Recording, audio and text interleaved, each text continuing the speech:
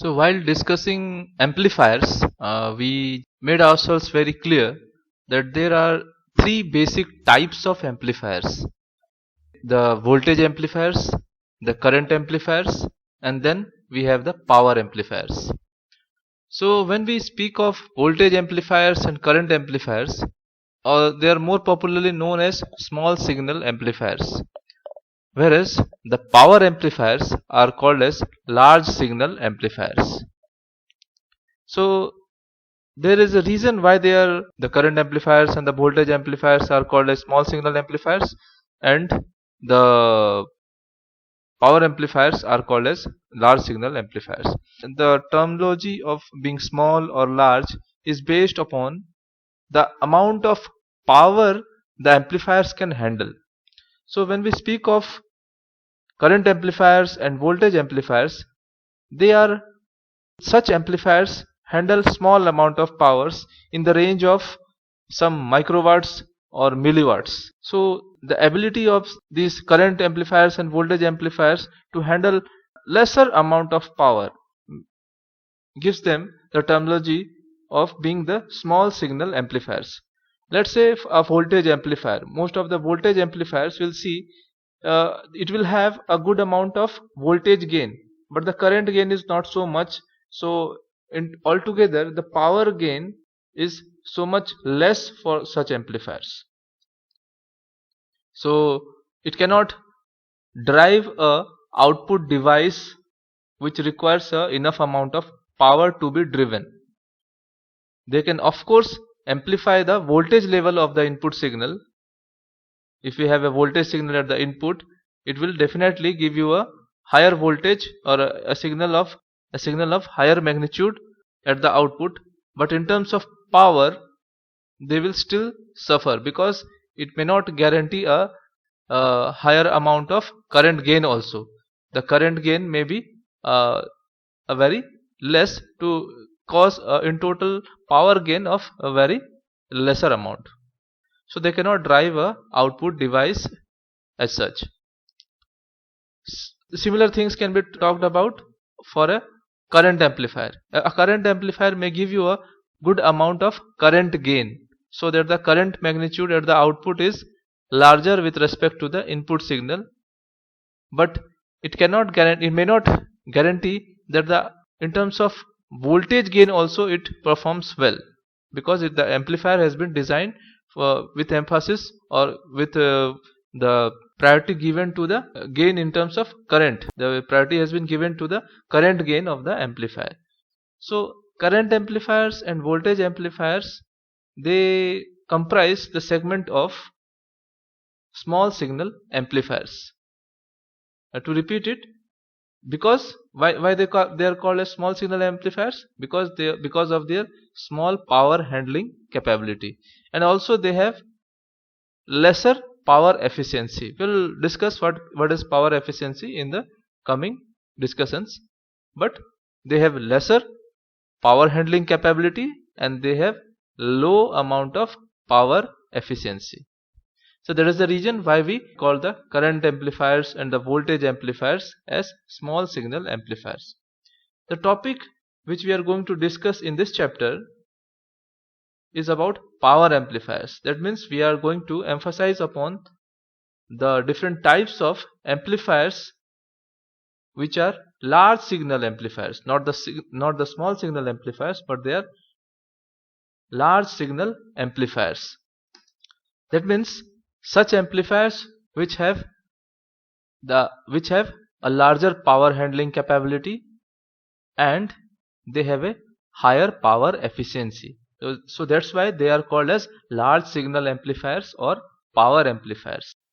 In the context of power amplifiers, our amplifiers are expected to receive a signal from some pickup transducer or some other input source, and at the output it should provide a larger version of the signal, a larger version in terms of power.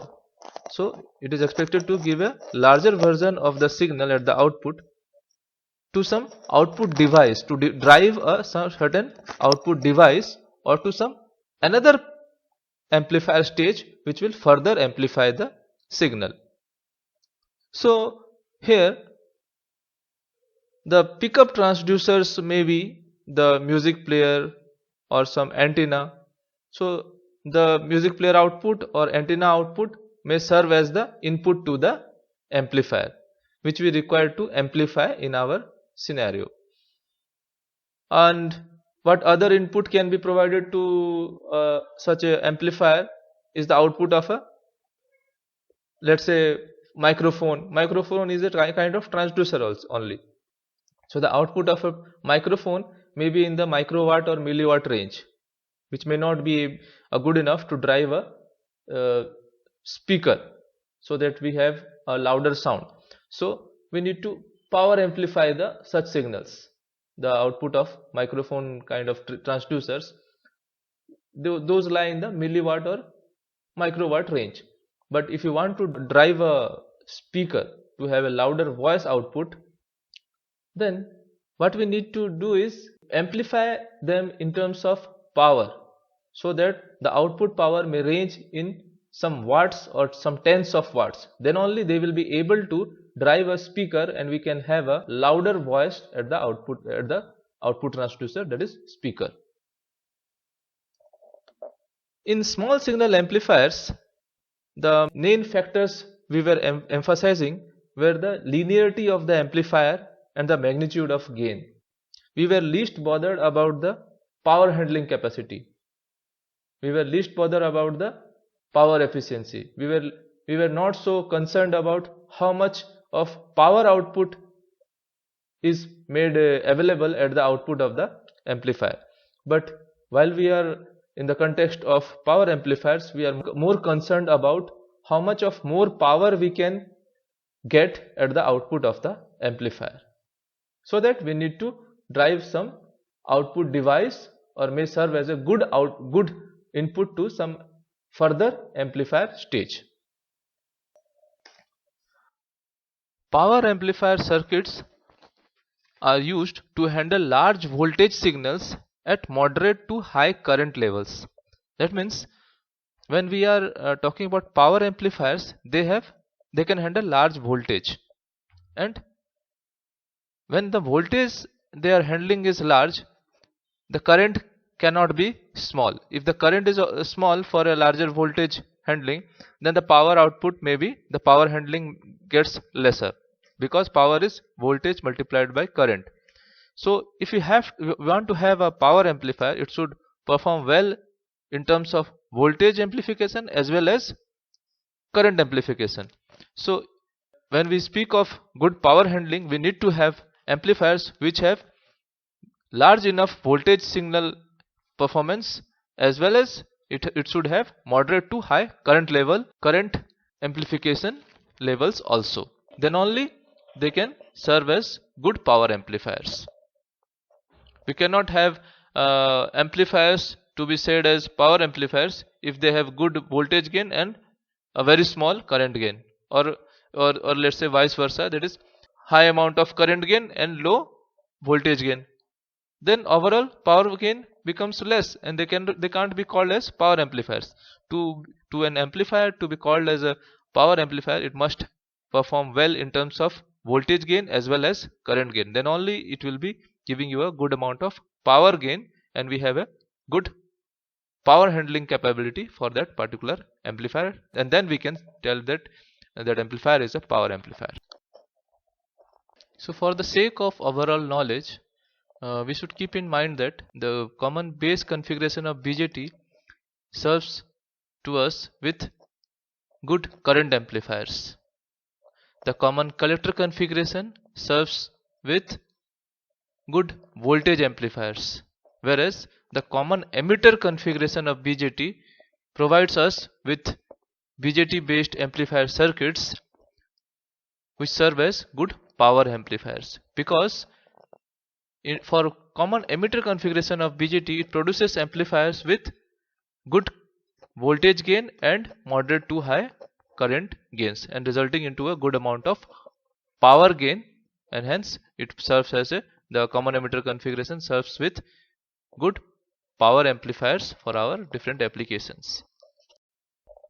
So now we are going to see how the power amplifiers has been categorized into different categories. We are not categorizing the amplifiers in general, but we are particularly categorizing the power amplifiers, that segment of amplifiers which deals with large signal amplification, which are good in power efficiency and which are capable of handling a higher power levels, which have got higher power handling capabilities. The power amplifier has been divided into different classes on the basis of the amount the output signal varies in terms of radians for a full cycle input to the amplifier. That means to an amplifier, when it is given a full cycle of an input signal, one complete time period of a input signal, then for how much radians does the output varies. On the basis of that, the power amplifiers has been categorized into certain classes like class A, class B, class AB, C and D. These are the different classes into which the power amplifiers has been categorized. So to repeat, the amplifier classes has been defined on the basis of how much the output signal varies in terms of radians for a complete full cycle input to the amplifier. The first type of power amplifier is class A amplifier. Here for a input signal which varies over complete 360 degree, that means it is a full one time period of the signal. For such a input signal, the class A amplifier will give you an output. The output signal will also vary for the complete 360 degree. So input signal given to that power amplifier is complete 360 degree, and the output also comes out with which varies over the complete 360 degree of radians. So for such a operation of this class A power amplifier, we require to set the Q point. We require to set the Q point. Setting the Q point is also called as the biasing. That means what it requires is the Q point has to be biased at a level so that at least half the signal swing of the output may vary up and down without going to a high enough voltage to be limited by the supply voltage level or too low to approach the lower supply level or 0 volt. So this very condition for biasing the class A amplifier will be more clear if you look into this diagram. Let us see the diagram for better understanding. So the class A amplifier has a power supply level of, let's say, this much of volts. So let's say this is the for biasing the amplifier, let's say 5 volts is the power supply and the lower power supply is 0 volt. So the class A amplifier must be biased, or the Q point must be set at a point in the midway between 0 volt to 5 volt.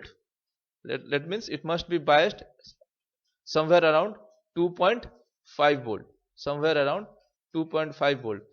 Only then we will be able to have a variation at the output of the power amplifier which is also preserving the positive half cycle as well as the negative half cycle, because the output will vary only around the Q point set by during the biasing. So if we have biased at 2.5 volt, then only a larger cycle can be accommodated between the higher supply level and the lower supply level of the power amplifier.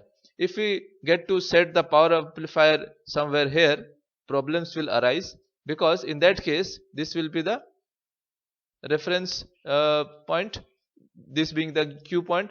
In that case the power amplifier output will be able to accommodate for the positive half cycle, but it will be having the negative half cycle clipped off due to the 0 volt cutoff, because the lower supply voltage is 0 volt. So any swing below 0 volt will be cut off and we will get a clipped signal for the negative half cycle. So that to avoid this thing and to have a larger swing accommodated in the class A amplifier, we must bias or set the Q point of the class A amplifier somewhere in the mid of the lower supply voltage and higher supply voltage. This will only enable for a larger full cycle variation at the output of a class A power amplifier.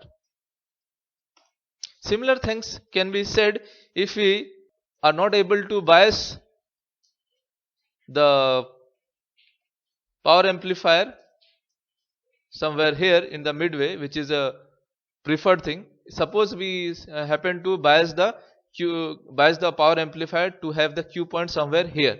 So what in this case what will happen?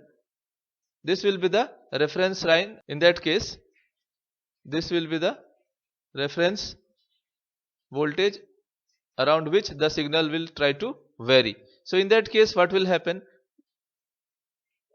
We will see that we will be able to observe the negative half cycle variation for the complete full cycle, but the positive half cycle will clip off due to saturation effects when it tries to goes beyond the higher power supply voltage. So we will have a clipping effect for the positive half cycle if we happen to set the Q point somewhere closer to the higher power supply level. So what is most favorable and what is most beneficial for us to use a class A power amplifier is to bias the power amplifier somewhere in the mid between the lower supply voltage to higher supply voltage, and then only we'll have a full cycle variation of a signal and will be able to accommodate a maximum swing in the both side of the Q point, at the both side of the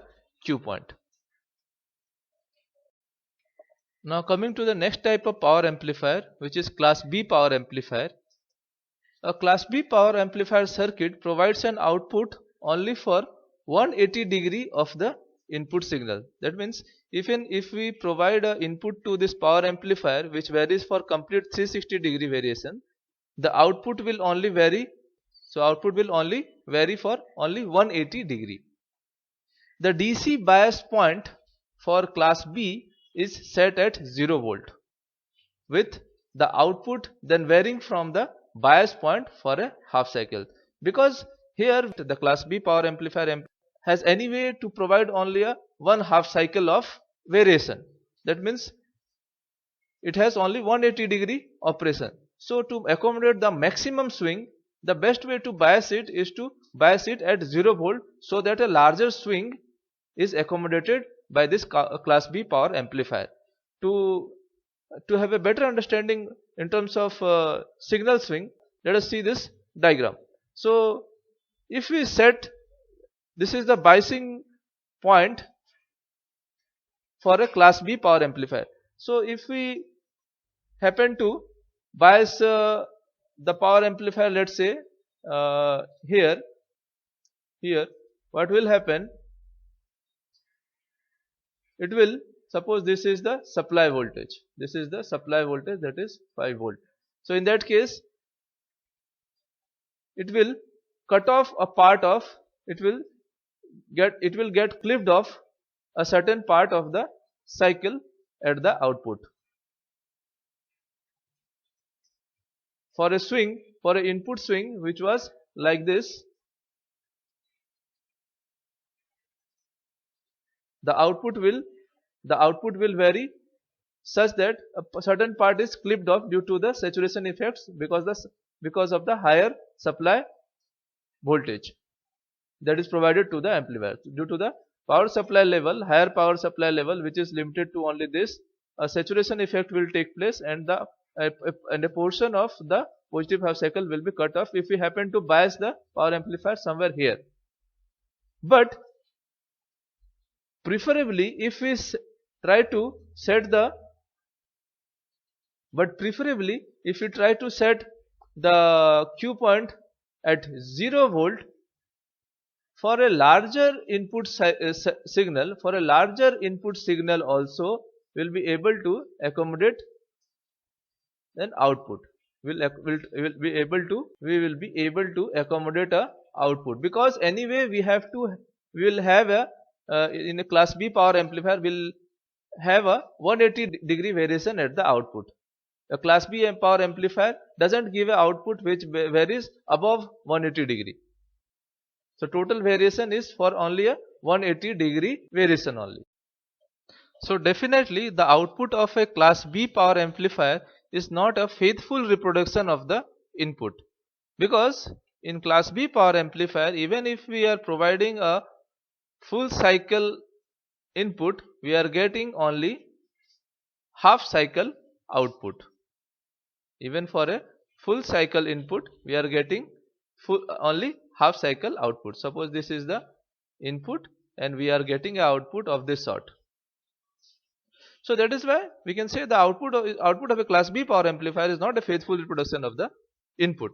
So in order to achieve a full cycle operation, that means if we want to accommodate, we want to achieve full 360 degree variation at the output, we will require to use a concept called push-pull operation of the class B amplifiers. So in that case we will require two amplifiers. One class B amplifier will provide output corresponding to the positive half cycle, and another class B power amplifier will provide our output corresponding to the negative half cycle of the input signal. And in that way we will be able to achieve the complete 360 degree phase angle variation by using class B power amplifiers. So let's say we have an input of this sort. So we'll use one class B power amplifier which gives an output corresponding to the positive half cycle. So this is class B power amplifier 1, and another class B power amplifier we have to use which gives another 180 degree operation to provide outputs corresponding to the negative half cycle. When they are combined, the output of class B amplifier 1 and the output of class B amplifier 2 are combined, we will be resultantly be able to achieve a full 360 degree variation at the output of this push-pull class B arrangement.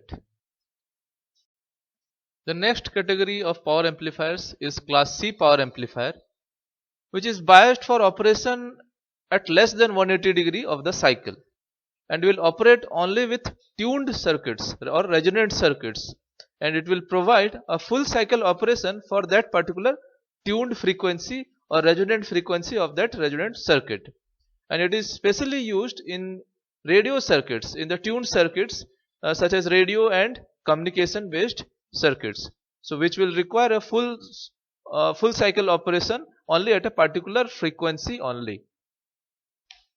Then talking about the class AB type power amplifier, this amplifier is biased at a DC level above zero base current level, which is the requirement of class B power amplifier, and it is above 1/2 of the supply voltage level of class A amplifier.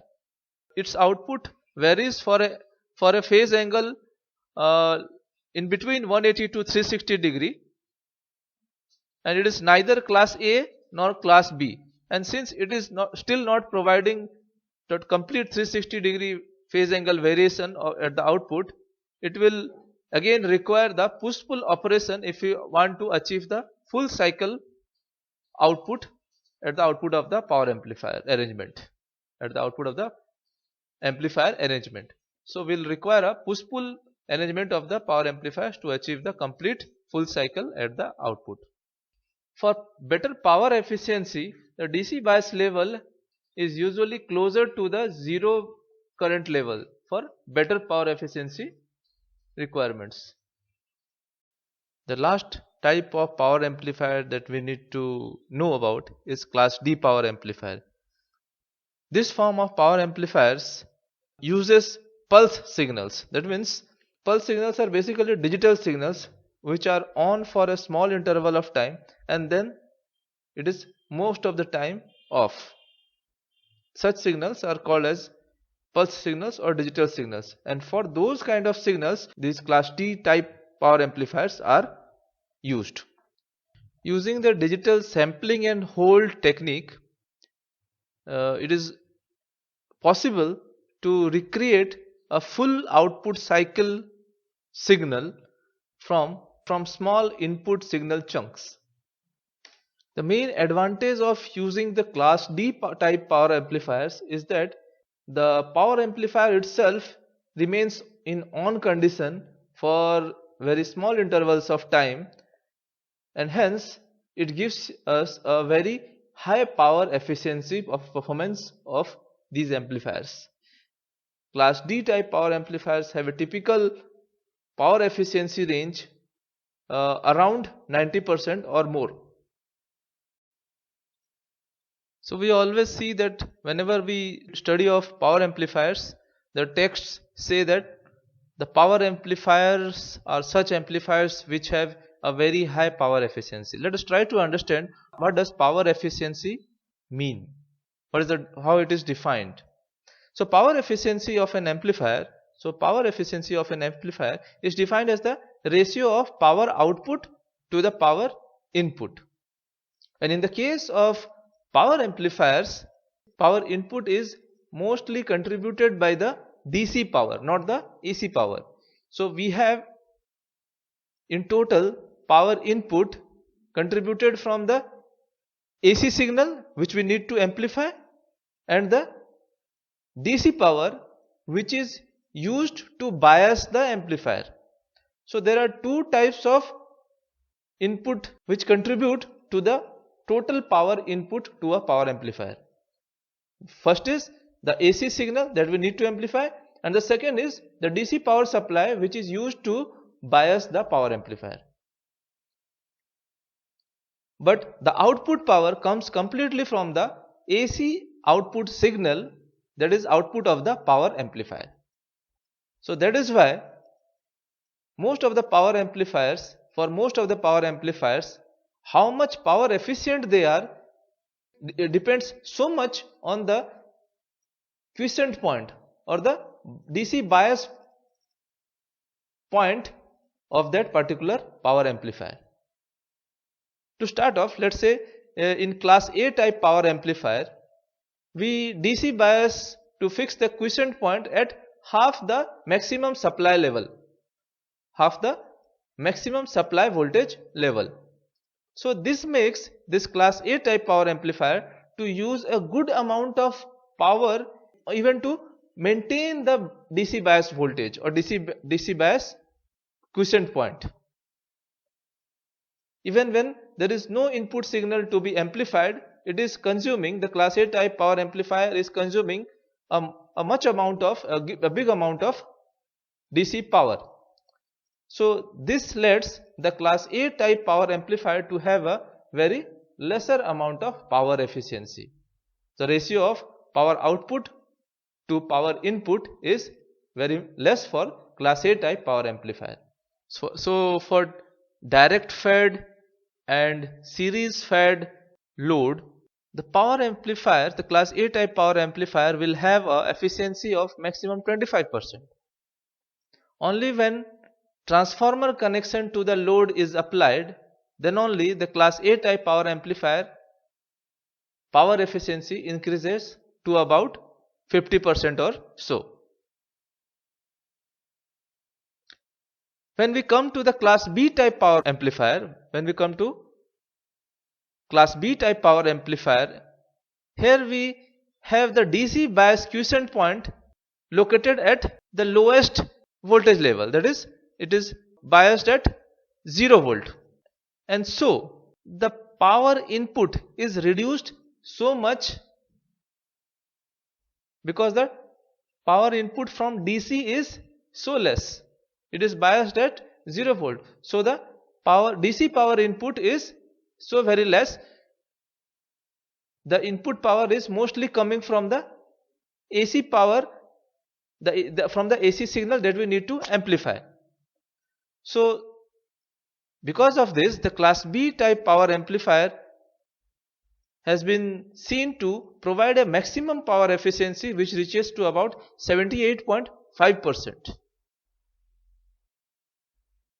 So class B type power amplifier have a power efficiency of about 78.5%. Now talking about class D type power amplifiers, we already just discussed that class D type power amplifiers remain in the on condition for very small intervals of time, and still it can fetch output for complete full cycle of the input signal. By using the sample hold digital technique, it can operate by using small chunks of input and still being able to produce the full cycle output, full complete cycle output signal. So that's why the class D type power amplifiers, which works on digital signals, have a maximum power efficiency to over 90%. It has power efficiency over 90%. So this is all about power amplifiers that we need to know. This was a brief introduction to what are power amplifiers, what are the basic characteristics of each of the power amplifiers, and brief study of how they perform in terms of their power efficiency, how different power amplifiers work in terms of their power efficiency.